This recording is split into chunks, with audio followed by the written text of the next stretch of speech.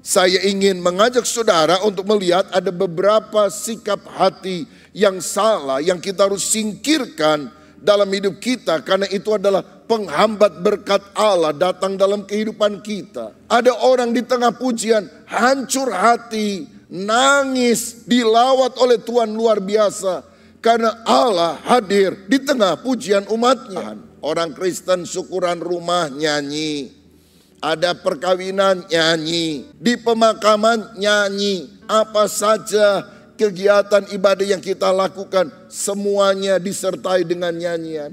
Salah satu contoh Alkitab adalah Yusuf yang dijual oleh saudaranya, tapi ketika dia diangkat menjadi raja muda di Mesir oleh perkenanan Tuhan, dia justru memberi makan kepada saudara-saudaranya. Dan dalam Kejadian 50 ayat 20 dia bilang, memang kamu telah mereka-rekakan yang jahat terhadap aku, tapi Allah telah mereka-rekakannya untuk kebaikan. Kalau aku tidak dijual oleh kamu, aku gak akan pernah jadi raja muda di Mesir. Tuhan seringkali membawa kita pada kemenangan melalui jalan yang berliku-liku.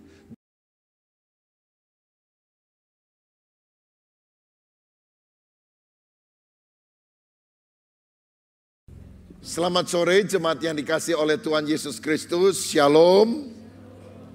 Sore hari ini saya ingin berbagi kebenaran firman dari Lukas 15 ayat 25 sampai 32 dengan judul menyingkirkan penghalang berkat. Lukas 15 ayat 25 sampai 32. Demikian firman Tuhan. Tetapi anaknya yang sulung berada di ladang, dan ketika ia pulang dan dekat ke rumah, ia mendengar bunyi seruling dan nyanyian tari-tarian. Lalu ia memanggil salah seorang hamba dan bertanya kepadanya, apa arti semuanya itu? Jawab hamba itu, adikmu telah kembali dan ayahmu telah menyembelih anak lembu tambun, karena ia mendapatkannya kembali dengan sehat.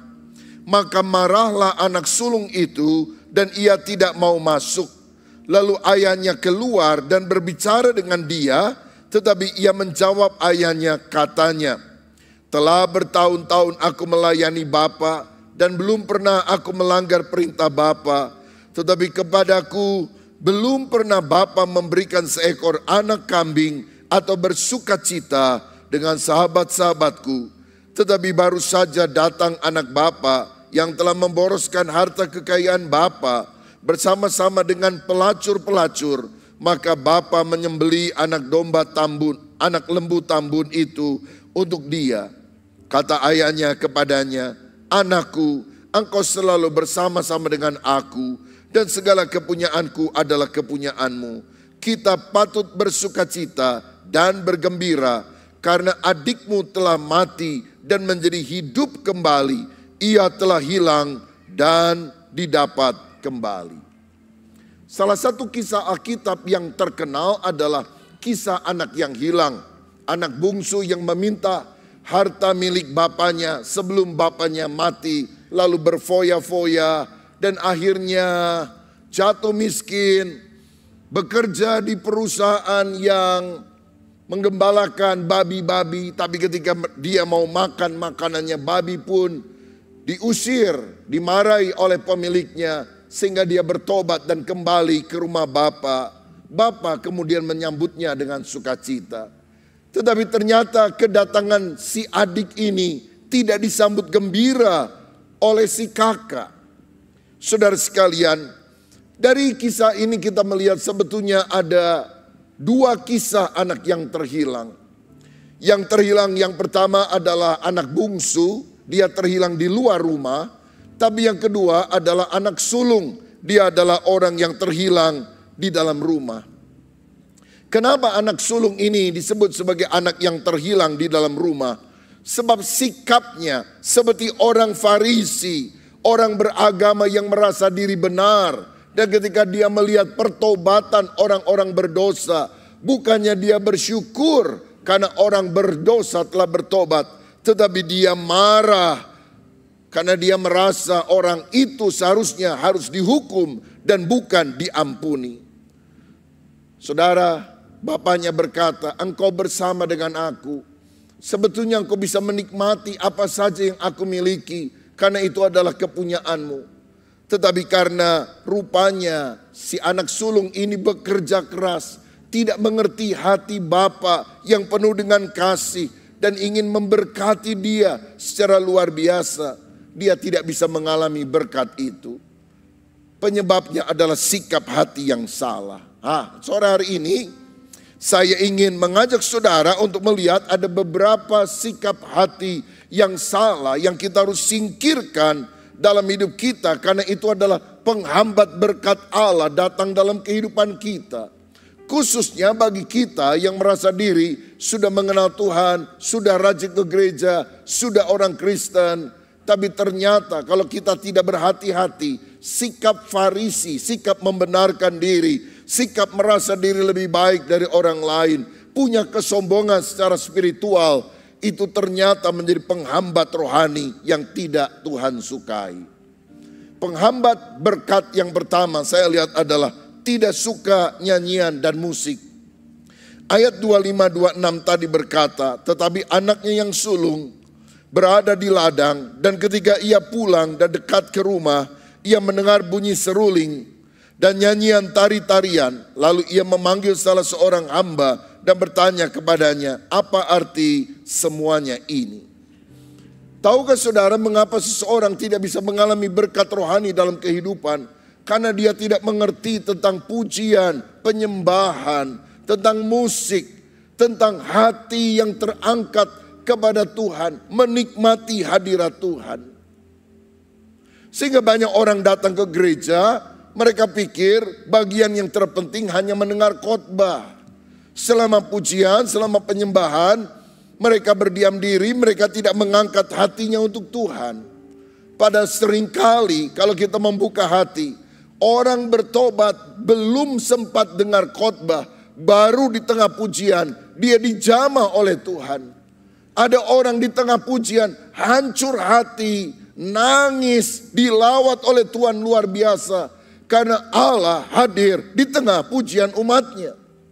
Jadi betapa kita sebagai umat percaya harus mengerti betapa powerfulnya kuasa dalam pujian dan penyembahan.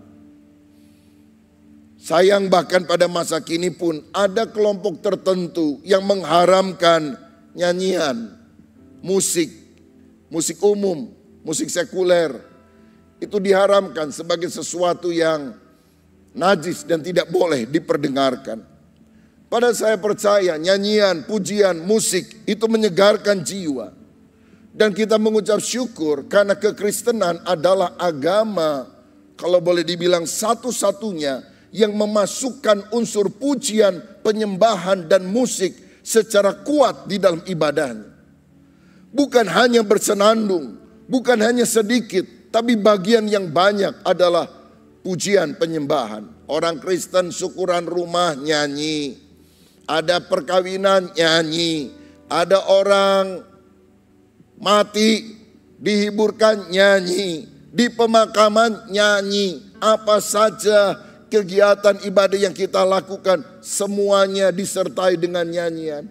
Pujilah Tuhan hai jiwaku, pujilah namanya yang kudus hai segenap batinku. Pujilah dia dengan ceracap yang berdentang, pujilah dia dengan ceracap yang berdenting. Biarlah semua yang bernafas memuji Tuhan. Kalau kita tidak menyadari bahwa pujian penyembahan adalah hal yang esensial dalam sebuah ibadah, kita akan bersikap seperti anak sulung. Ketika orang khotbah, yang dicari adalah kesalahannya, yang dicari adalah kelemahannya. Akibatnya mungkin saudara punya pemikiran yang berbeda dan bisa dianggap benar dalam tanda kutip. Tapi hati kita akan kering secara rohani. Karena kita memiliki sikap Farisi, sikap seperti anak sulung yang tidak menerima berkat Bapa sebagaimana seharusnya. Itu sebabnya setiap kali kita datang ke rumah Tuhan, bawalah persembahan, bukan kambing domba, tapi ucapan bibir yang memuliakan namanya. Pujian, penyembahan, pengagungan kepada Tuhan, karena memang dia layak untuk ditinggikan, dipuji, dimuliakan sekarang bahkan sampai selama-lamanya. Siapa yang setuju berikan kemuliaan untuk Tuhan Yesus Kristus. Alkitab berkata Daud adalah pemazmur yang disukai di Israel. Dia adalah orang yang hatinya berkenan kepada Allah. Bukan karena khotbah-khotbahnya, tetapi terutama karena pujian, penyembahan, dan sikap hati yang benar-benar hancur ketika dia menyadari dia bersalah. Dan dia mengaku kepada Tuhan dan Tuhan memulihkannya. Dan saya sangat yakin orang yang suka memuji Tuhan, berkat Tuhan akan dilimpahkan dalam kehidupannya. Probo Zamagni, seorang yang pernah menjadi ketua lembaga kosmetika di Italia, pernah berkata, musik membuat orang awet muda. Saya juga yakin bahwa malaikat lebih senang dengan orang yang suka memuji Tuhan daripada orang yang suka mengomel dan bertengkar setiap hari. Kalau di tengah keluarga kita, waktu kita di rumah, waktu kita di mobil, kita setel lagu-lagu rohani entah dari Spotify, dari CD dan sebagainya, itu akan sangat mempengaruhi atmosfer yang ada di sekitar kita. Dan jika Tuhan disukakan, berkatnya akan mengalir. Kenapa banyak orang walaupun ke gereja, ada di dalam rumah Tuhan, tapi dia tidak mengalami berkat Tuhan sebagaimana seharusnya.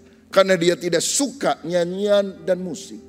Saya berdoa supaya hari ini kita menjadi seorang penyembah, orang yang suka memuliakan Tuhan. Dan kau tidak akan pernah menduga berkat-berkat rohani, pertumbuhan iman akan mengalir pesat dalam kehidupan saudara. Yang kedua, apa penghambat berkat dari anak sulung yang merasa diri benar, tidak pernah keluyuran keluar rumah menghambur-hamburkan uang bapaknya, selalu bekerja di rumah bapak. Tapi mengapa dia terhilang? Karena dia tidak mau mengampuni. Ayat 27-28, jawab hamba itu, adikmu telah kembali dan ayahmu telah menyembelih anak lembu tambun karena ia mendapatkannya kembali dengan sehat. Maka marahlah anak sulung itu dan ia tidak mau masuk. Lalu ayahnya keluar dan berbicara dengan dia. Saudara, waktu adiknya pulang bertobat, bapak menyambut dengan sukacita, tapi kakaknya tidak suka. Kakaknya marah karena bapaknya mengampuni kesalahan daripada adiknya. Tahukah saudara, sikap marah, dendam, jengkel itu merupakan sumber sakit penyakit dalam kehidupan kita. Dan sikap semacam itulah yang menutup pintu berkat Allah dalam kehidupan kita. Karena Allah itu adalah Allah yang berkemurahan. Tidak dibalasnya kepada kita setimpal dengan perbuatan kita. Kalau Allah hanya adil, adilnya kita semua masuk neraka. Tapi Allah itu adalah Allah yang penuh dengan kasih karunia. Dia menanggung segala hukuman dosa kita di atas kayu salib. Dan dari salibnya kita menerima anugerah-anugerahnya. Dan anugerah yang terbesar adalah keselamatan yang dia siapkan di dalam diri putranya Tuhan Yesus Kristus. Lihat teladan Tuhan Yesus Kristus. Ketika orang berteriak salibkan dia, dia berkata apa? Bapa, ampunilah mereka karena mereka tidak tahu apa yang mereka perbuat. Karenanya dalam doa Bapa kami Yesus mengajarkan, dan ampunilah kami akan kesalahan kami, seperti kami juga mengampuni orang yang bersalah kepada kami. Sebab jika kita mengampuni kesalahan orang lain, kesalahan kita pun akan diampuni oleh Tuhan. Tapi jika kita tidak mengampuni kesalahan orang lain, kesalahan kita pun tidak akan diampuni oleh Tuhan. Makanya Tuhan pernah berkata, jika kamu pergi ke rumah Tuhan, ingin mempersembahkan korban bakaran, mempersembahkan sesuatu kepada Tuhan, lalu engkau ingat di dalam hatimu ada sengketa antara engkau dengan orang lain. Tinggalkan dulu persembahanmu di atas mezbah. Hidup berdamai dengan orang tersebut. Baru setelah damai engkau dapatkan, engkau kembali, maka persembahanmu akan diterima oleh Tuhan. Saudara sekalian, Tuhan mau kita memiliki hati yang mengasihi dan mengampuni. Karena ketika hati kita bersih, berkat Tuhan mengalir dalam kehidupan. Walaupun kita ada di rumah Tuhan, mengaku sebagai anak Bapa, tapi hati kita penuh kepahitan, kebencian, berkat ilahi itu tersumbat dalam kehidupan kita. Izinkan Roh Kudus masuk dalam hati kita. Dan bukti orang penuh dengan Roh Kudus adalah kasih Allah mengalir dalam hatinya. Karena buah roh adalah kasih. Ingatkah saudara, ketika Yesus dibaptis, Roh Kudus turun ke atas dia seperti burung merpati. Kenapa bukan burung gagak, burung beo atau burung yang lain? Kenapa gambarannya adalah burung merpati? Menurut ahli zoologi, merpati ternyata adalah binatang yang tidak punya empedu atau racun hati yang pahit. Orang bisa melukai kita, tetapi respon Yesus tidak membalas yang jahat dengan yang jahat. Dia membalas yang jahat dengan kebaikan. Dan hanya orang yang kuat yang bisa membalas kejahatan dengan kebaikan. Dan itu bisa terjadi karena Roh Kudus turun ke atas dia seperti burung merpati.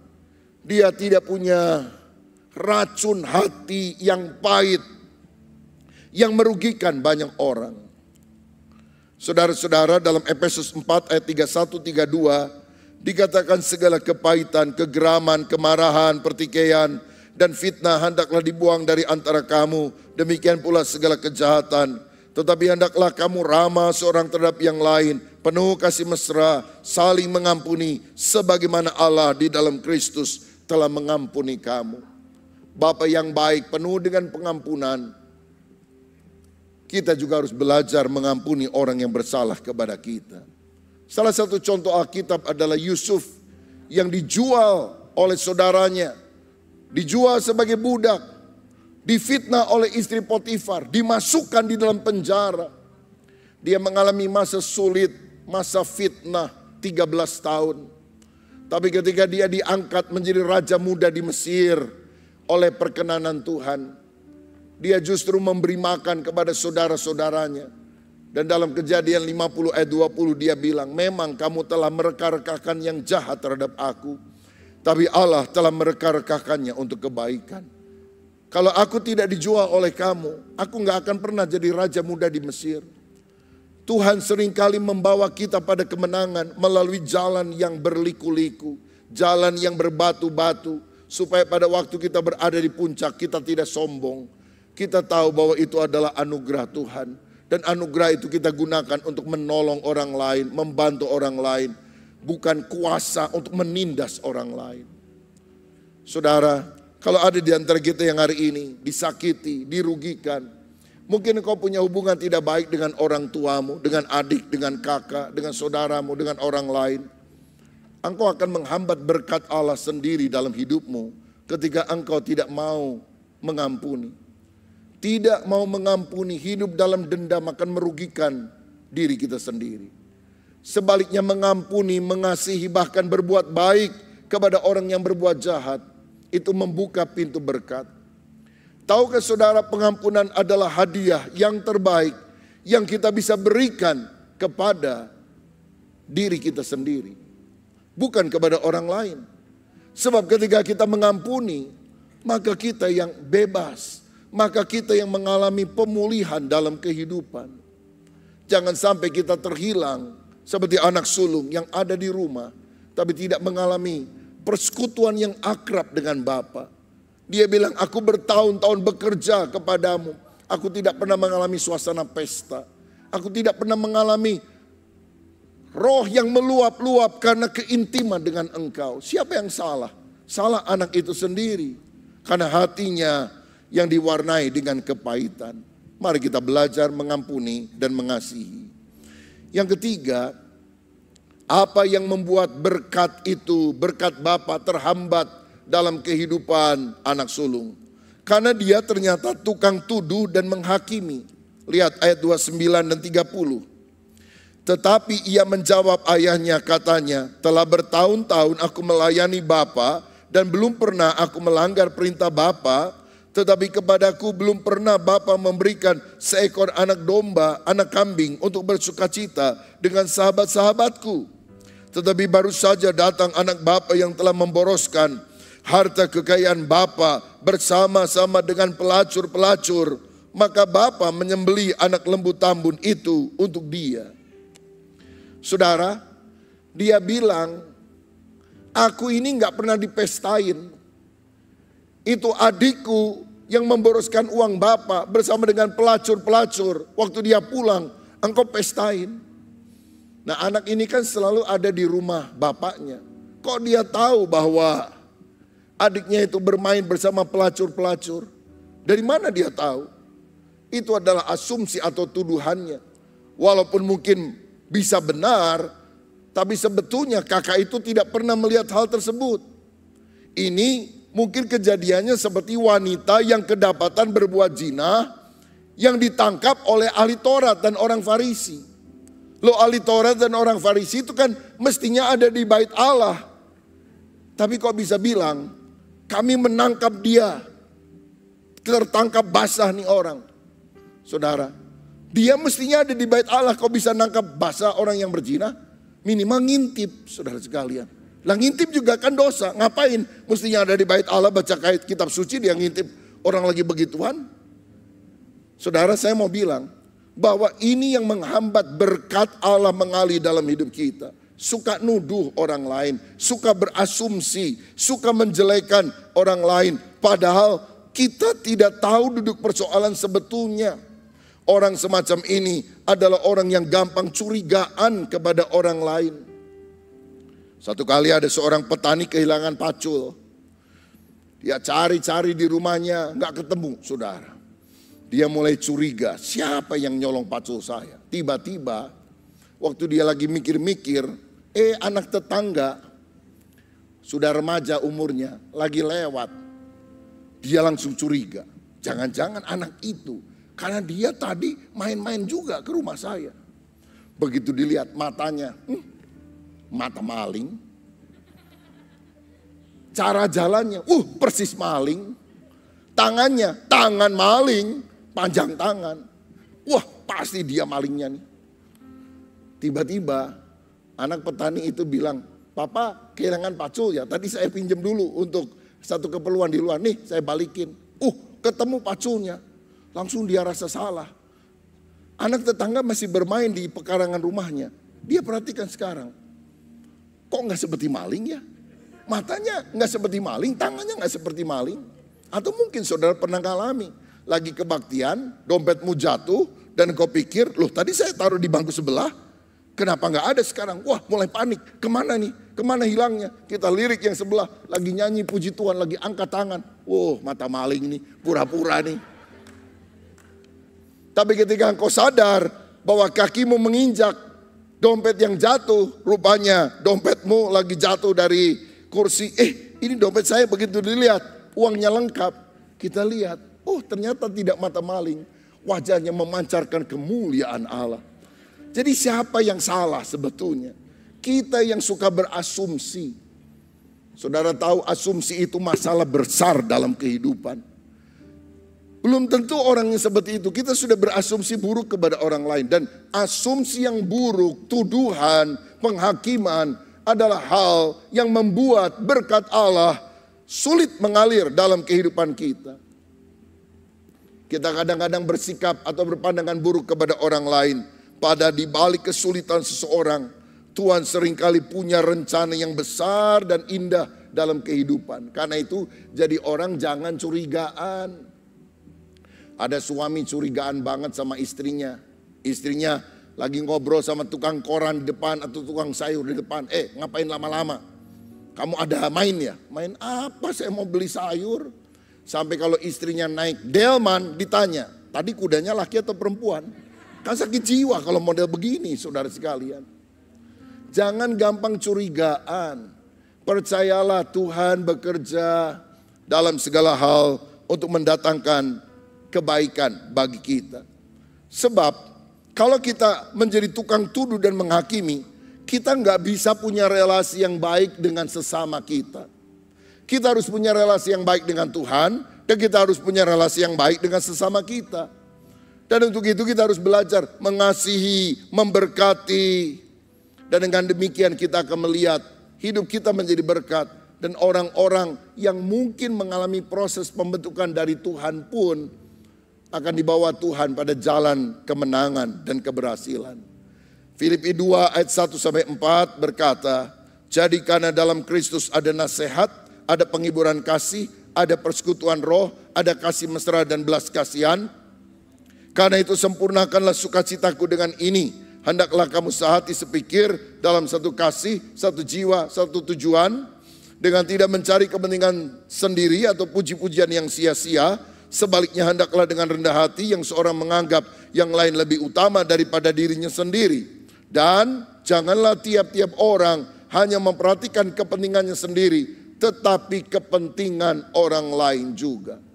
Kalau kita belajar mengasihi, mengampuni, hidup rukun dengan orang lain, relasi kita bisa jalin dengan orang lain. Kalau temanmu atau siapapun mengalami masa-masa pahit dalam kehidupan, jangan langsung menghakimi. Dihukum Tuhan tuh, lagi dibentuk sama Tuhan tuh, nggak nurut sih sama Tuhan. Sebab seperti yang dialami oleh Yusuf, 13 tahun masa sulit. Ternyata itu adalah proses untuk membuat dia lebih berhasil. Karena itu jangan gampang menuduh orang lain. Jangan gampang menghakimi. Karena mungkin Tuhan sedang membentuk dia supaya makin berkenan. Dan Tuhan memberkati dia secara luar biasa. Saudara sekalian, kalau kita lihat teman kita atau diri kita mengalami hal yang tidak sesuai dengan rencana, jangan bilang mungkin Tuhan punya rencana yang tidak baik dalam hidup saya. Ujung-ujungnya kita akan ditolong Tuhan. Pernah ngalami masa sulit? Ujung-ujungnya engkau ditolong Tuhan. Betul?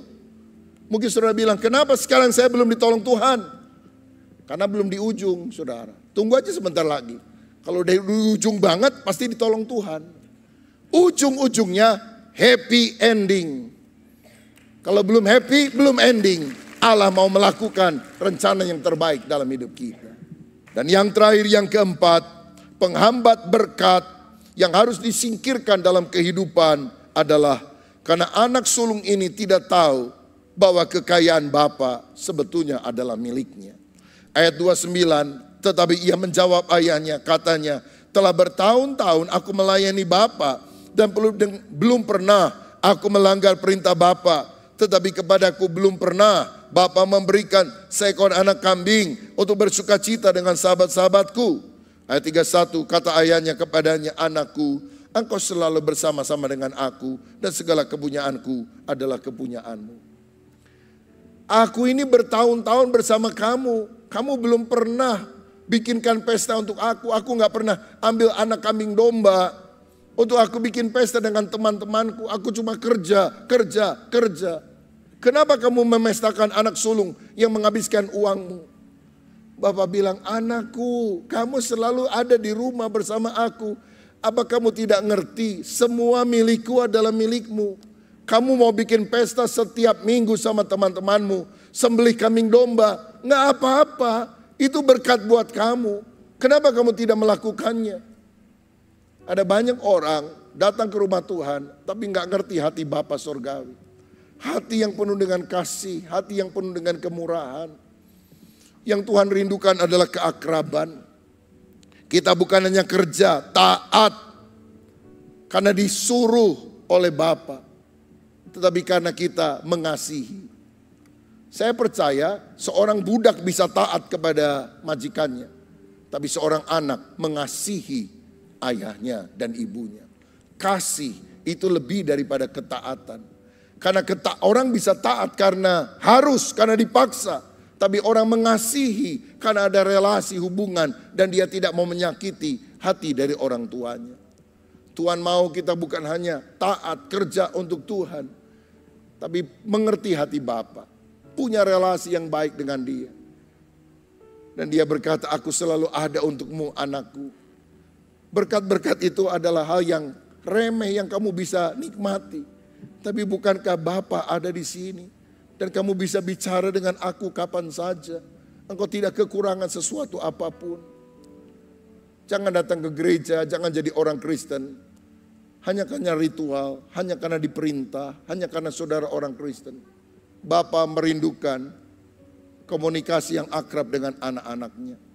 Bapa merindukan kita mengenal dia. Dan tahukah saudara, relasi dengan Tuhan lebih daripada berkatnya. Berkat materi hanya bonus yang Tuhan akan berikan.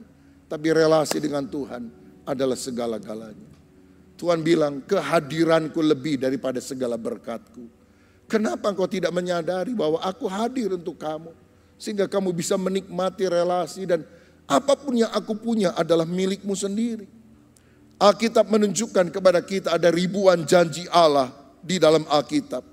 Bila kita adalah anak Allah, Bapa Sorgawi bertanggung jawab terhadap hidup kita. Dan kita tinggal menerima berkat-berkat itu rohani, jasmani dengan iman.